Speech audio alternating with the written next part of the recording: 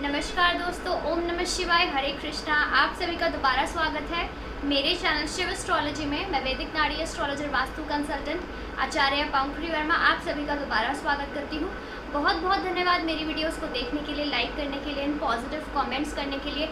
आप लोगों के पॉजिटिव कमेंट्स से मुझे बहुत ही ज़्यादा मोटिवेशन मिलती है। आप मेरी वीडियोस को अंत तक ज़रूर देखा करिए। इसका एक कारण है, अगर आप मेरी वीडियोस को पूरा देखेंगे, ध्यान से सुनेंगे, तो आप अपने दुखों के कारण तो जान पाएंगे, साथ साथ उनके निवारण भी जानेंगे, वो भी साइंटिफिक रूप में, कि किस प्रकार से आप साइंटिफिक रूप से रेमेडीज़ करके, उपाय करके, अपनी कुंडली के हिसाब से डेली रूटीन में छोटे मोटे चेंजेस करके अपनी लाइफ को किस तरह से पॉजिटिव बना सकते हैं। तो मेरी वीडियो को अंत तक ज़रूर देखें, और अगर आपको मेरी वीडियो अच्छी लगी है तो इसको शेयर ज़रूर करें अपने नियर एंड डियर वन से, और लाइक का बटन ज़रूर दबाएं। तो आप लोगों का ज़्यादा समय ना लेते हुए लेट्स गेट स्टार्टेड। तो दोस्तों, इस वीडियो में मैं आपसे शेयर करने वाली हूँ, जब राहु कुंडली के नवम भाव में होता है तो किस प्रकार के रिजल्ट्स देता है, यानी 9th हाउस में पॉजिटिव राहु किस प्रकार के इफेक्ट्स नेटिव को लाइफ टाइम में देता है। तो राहु कैसा ग्रह है, क्या दर्शाता है, जैसे कि मैं हर वीडियो में आपको समझाती हूँ कि राहु एक ऐसा ग्रह है जो कि भोग कारक कहा गया है, जो कि अप्रिसिएशंस का भूखा होता है, उसके अंदर भूख होती है।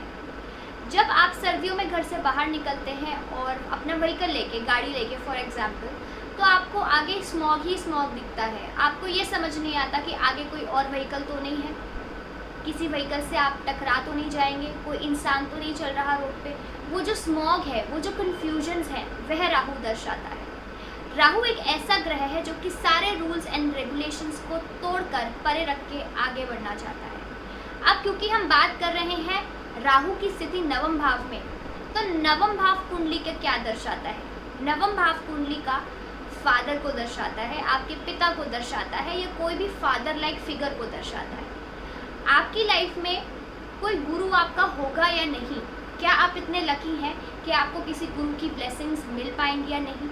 गुरु तो हर किसी के लाइफ में होते हैं, परंतु क्या वह गुरु जेन्युइन है या नहीं, ये सारा नवम भाव दर्शाता है। Pilgrimage, basically religious travels 9th house दर्शाता है। भी जातकों का राहु नवम भाव में स्थित होता है, ऐसे लोगों को बहुत ज़्यादा शौक होता है दूसरों का गुरु बनने का। गुरु बनने का इन द सेंस के दूसरों को एडवाइस देना, काउंसलिंग करना, उनको समझाना, उनको गाइड करना, इन सब चीज़ों का ऐसे जातकों को बहुत ज़्यादा शौक देखा गया है, होता है। परंतु वह जिस प्रकार से दूसरे इंसान का गुरु बनने की कोशिश करते हैं, काउंसलिंग देने की कोशिश करते हैं, ज़्यादातर केसेस में ऐसे जो नेटिव्स हैं सक्सेसफुल नहीं हो पाते। कारण यह है कि वह कंफ्यूज्ड रहते हैं। अपनी तरफ से वो 100% देते हैं, लेकिन सामने जो जिसको भी वो समझा रहे हैं, जिसको भी वो गाइड कर रहे हैं, वो उनकी बात अच्छे से ग्रास्प या ग्रहण नहीं कर पाता। यानी अपनी 100% देने के बावजूद भी वो कंफ्यूज्ड हैं, यानी कहीं ना कहीं कुछ ना कुछ कमी उनमें रह जाती है, जिससे कि वो अपना पूरा एफर्ट कर रहे हैं, परंतु सामने वाले को सेटिस्फैक्शन नहीं मिल रही है बिकॉज ऑफ देयर गाइडेंस। कभी कभी तो दूसरों का गुरु बनने का एक प्रकार का ऑब्सेशन इनमें आ जाता है। ऑब्सेशन इन द सेंस के बहुत ही ज़्यादा अननेसेसरी सलाहें देना, अननेसेसरी काउंसलिंग देना, एडवाइसेस देना दूसरों को। अगर दूसरा इनसे एडवाइस लेना भी नहीं चाह रहा, तब भी ज़बरदस्ती उनको एडवाइस करना, तो ये इनके लिए एक नेगेटिव मोड, एक नेगेटिव टर्न इनकी लाइफ में लेके आ सकता है। तो आपके लिए मेरी तरफ से सलाह यही है कि इन चीज़ों से बचें। आप किसी को अननेसेसरी एडवाइसेस नहीं दीजिए। अगर आप ऐसा करते रहेंगे, निरंतर आपको समझा दिया, फिर भी अगर आप ऐसा करते रहेंगे तो it can damage your mental and physical health both. Rahu की स्थिति ऐसे जातकों को सिखाती है कि अपने आप को वो किस प्रकार से अपनी फैमिली के रिचुअल्स, ट्रेडिशंस और संस्कारों में इन्वॉल्व करें, अपने आप को इंडल्ज रखें, अपनी लीनिएज को समझाएं, लीनिएज को जो भी उनके जनरेशन्स हैं उनको समझाएं कि किस प्रकार के ट्रेडिशंस हैं उनकी फैमिली के, सारी चीज़ें समझाना बच्चों को शुरू से ही, ये प्लेसमेंट उनको सिखाती है। पर क्या होगा, या तो वो पार्ट ले नहीं पाएंगे, किसी न किसी प्रकार की ऑब्स्टिकल हर्डल आ जाएगी।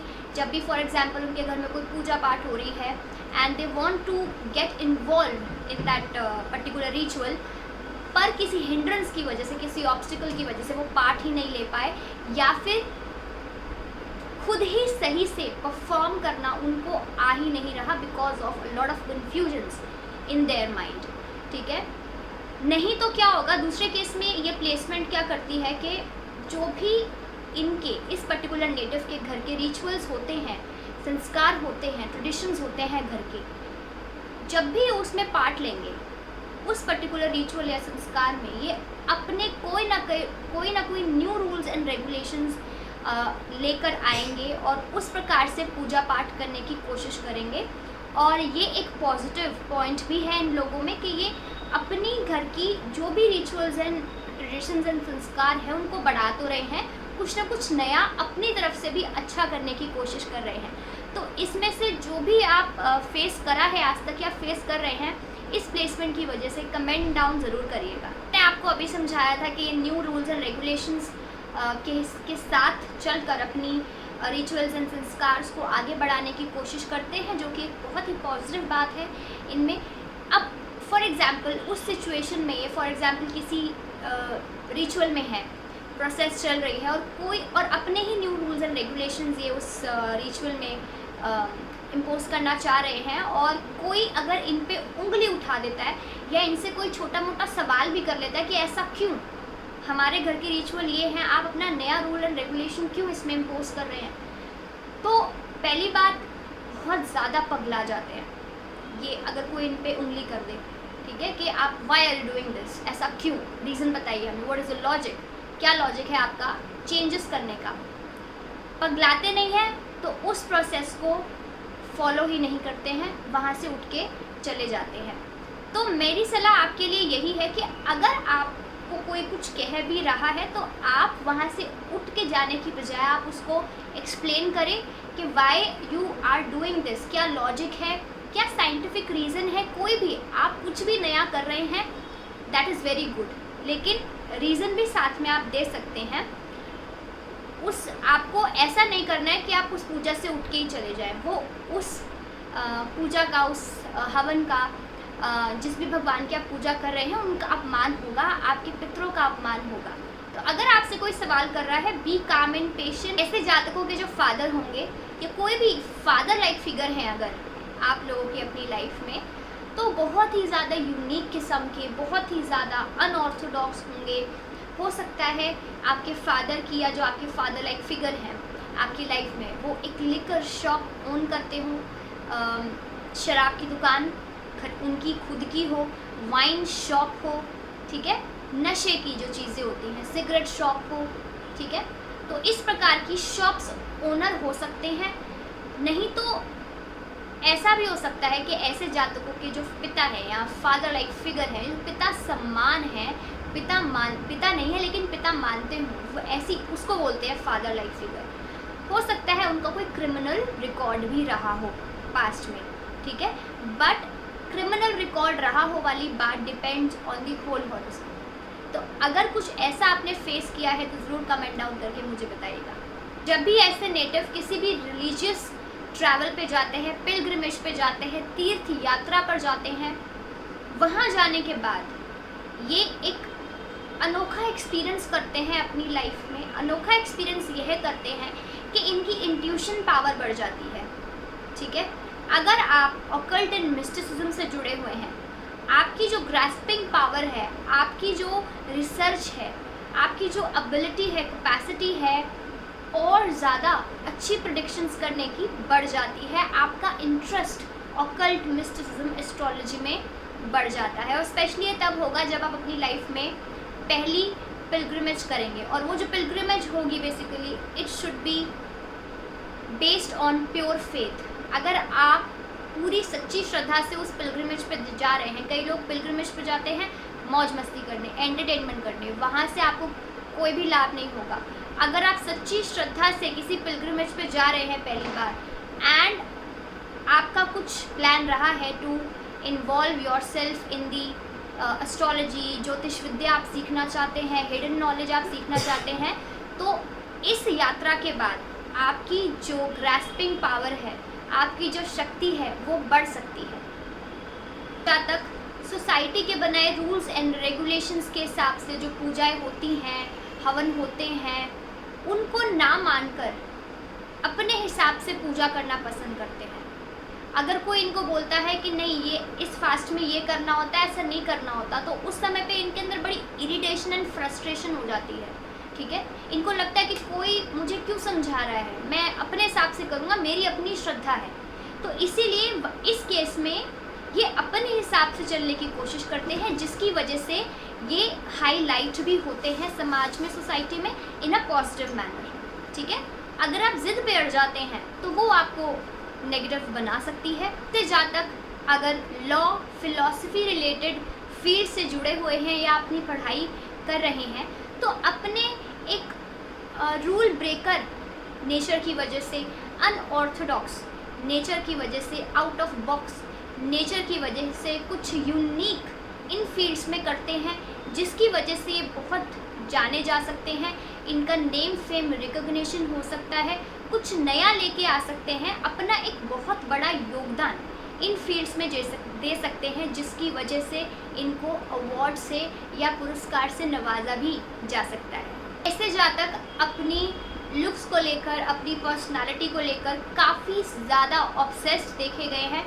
अगर ये मतलब बहुत ज़्यादा इम्पोर्टेंस देते हैं अपनी लुक्स एंड पर्सनालिटी को, अपने स्टाइल को, और कहीं पर भी जाते हैं, कहीं पर भी, चाहे कोई फंक्शन हो, इनका ऑफिस हो, डेली रूटीन में कहीं पर भी अगर जाते हैं, तो चाहेंगे कि कहीं पर भी अगर जा रहे हैं तो सामने वाले लोग इनको अप्रिशिएट ज़रूर करें, इनकी वाहवाही ज़रूर करें, क्योंकि ये खुद की लुक्स एंड पर्सनालिटी को लेकर काफ़ी ज़्यादा ऑब्सेस्ड होते हैं।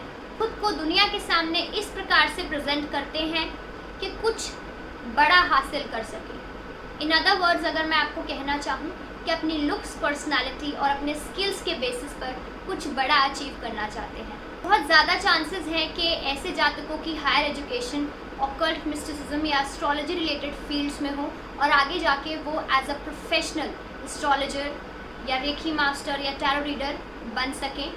और एक और अनोखी बात ऐसे जातकों की इस प्लेसमेंट की वजह से इनकी लाइफ में देखी गई है कि जब इनका पहला बच्चा होता है, फर्स्ट चाइल्ड होने के बाद, इनका इंटरेस्ट ऑकल्ट, एस्ट्रोलॉजी, मिस्टिसिज्म में बहुत ज़्यादा बढ़ सकता है, या इनके फर्स्ट चाइल्ड के आने के बाद ये एस्ट्रोलॉजी को, ऑकल्ट को, मिस्टिसिज्म को एज अ प्रोफेशनल वे में आगे बढ़ाना चाहें। से जातक जो हैं हायर एजुकेशन के मामले में काफ़ी ज़्यादा परेशान देखे गए हैं। उच्च शिक्षा में काफ़ी हिंड्रेंसेस, ऑब्स्टिकल्स इनको फेस करनी पड़ सकती है। इनके जो पिताजी हैं या पिता के समान जो व्यक्ति इनकी लाइफ में है, उनका अभाव या उनसे डिटैचमेंट, उनसे दूरी, उनसे आर्ग्यूमेंट्स, फाइट्स, सपोर्ट कम मिले, या फिर जब इनको एक गुरु का अभाव हो सकता है इनकी लाइफ में। गुरु इन द सेंस के सही समय पे सही गाइड करने वाला इंसान इनकी लाइफ में ना हो।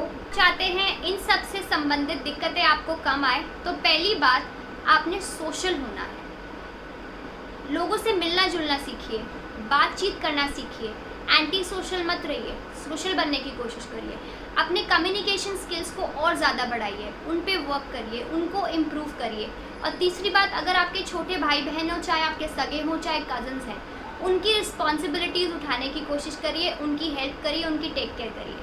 तो दोस्तों, यही मेरे कुछ व्यूज़ थे। जब राहु 9th हाउस में स्थित होता है तो क्या प्रभाव देता है। अगर आपको वीडियो अच्छी लगी हो तो लाइक ज़रूर करिएगा एंड कमेंट बॉक्स में ज़रूर बताइएगा। नेक्स्ट वीडियो में मैं आपसे कुछ नया शेयर करने वाली हूँ। मिलती हूँ मैं आपको नेक्स्ट वीडियो में। Till then bye and take care all of you. ओम नमः शिवाय, हरे कृष्णा।